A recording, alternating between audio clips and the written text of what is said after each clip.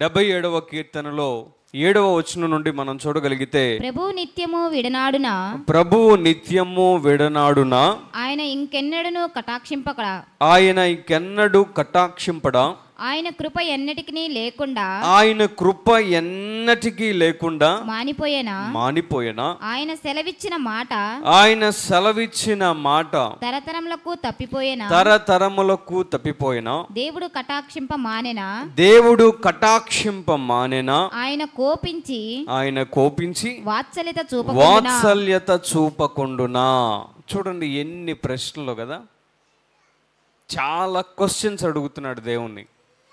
చూడండి, మనం కూడా అంతా మనం అనుకున్నట్లు జరిగితే, అంతా మనం కోరుకున్న విధంగా బండి ముందుకు వెళ్తే, దేవునిని స్తుతించేటువంటి విషయంలోనే ఎక్కువగా లీనమైపోతూ ముందుకు వెళ్తూ ఉంటాం.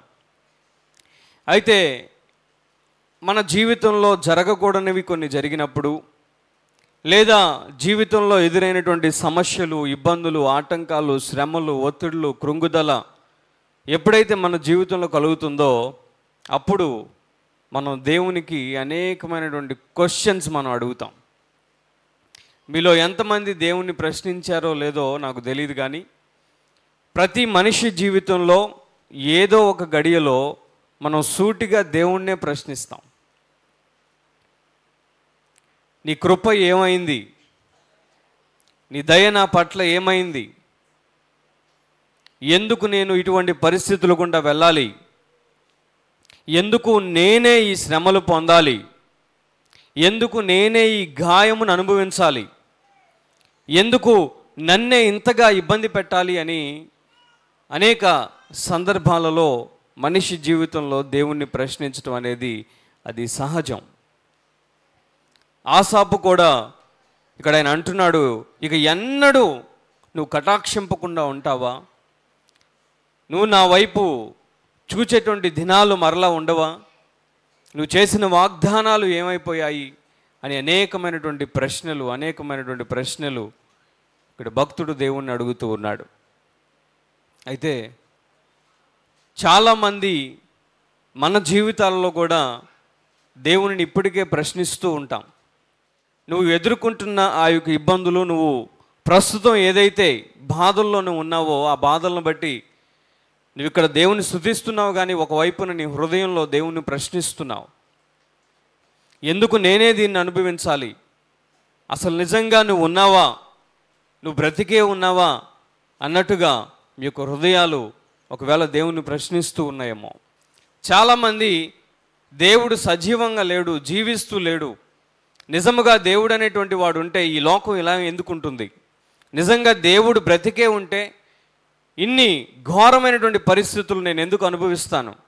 ఆయన అసలు బ్రతికే ఉన్నాడా, సజీవంగా ఉన్నాడా అని ఇటువంటి ప్రశ్నలు ఇప్పటికీ మనిషి దేవునిని అడుగుతూనే ఉన్నాడు.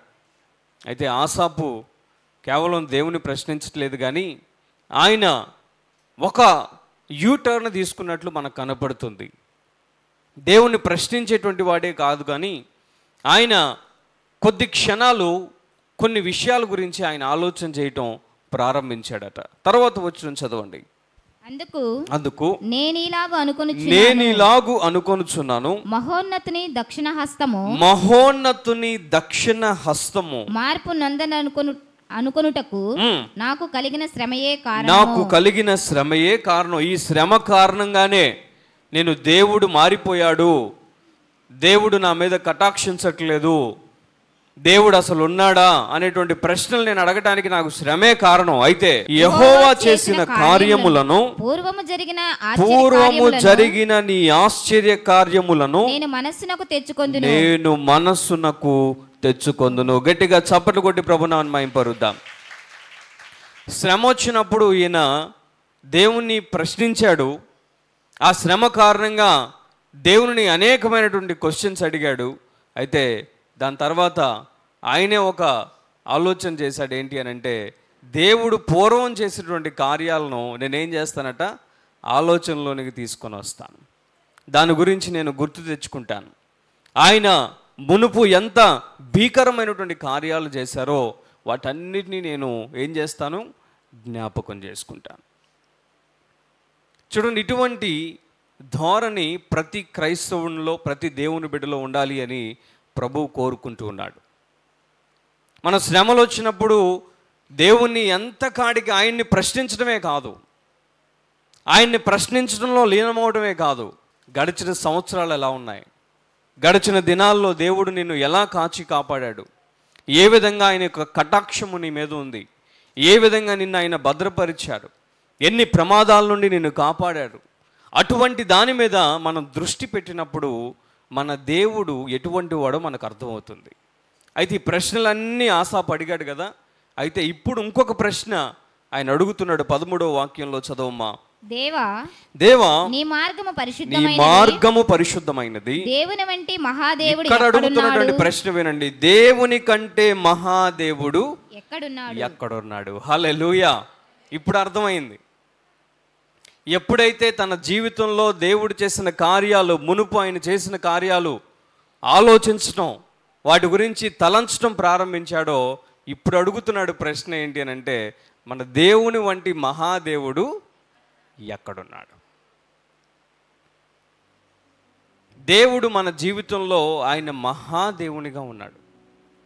కింద చూస్తే సమస్తము, ఈ సృష్టిలో ఉన్న సమస్తము కూడా దేవునికి అవి వణుకుతూ ఉన్నాయి, భయపడుతూ ఉన్నాయి, దేవుని మాట వింటున్నాయి అని తరువాత ఆసాపే రాస్తారు. కారణం ఏంటంటే, మనం ప్రస్తుతం ఉన్నటువంటి శ్రమల్లో, ప్రస్తుతం మనం అనుభవిస్తున్నటువంటి ఈ పరిస్థితులను బట్టి దేవుణ్ణి ప్రశ్నించేటువంటి వారిగా ఒకవేళ నువ్వు ఉన్నావేమో. అయితే అక్కడితో నువ్వు ఆగిపోవద్దు. నువ్వు చేయవలసినటువంటి మంచి పని ఏంటో తెలుసా? కొద్ది సమయాన్ని తీసుకొని దేవుడు మునుపు నీ జీవితంలో చేసిన కార్యాలు తలంచటం ప్రారంభించు. ఆ మహా గొప్ప దేవుని కార్యాలు నీకు అర్థమవుతాయి.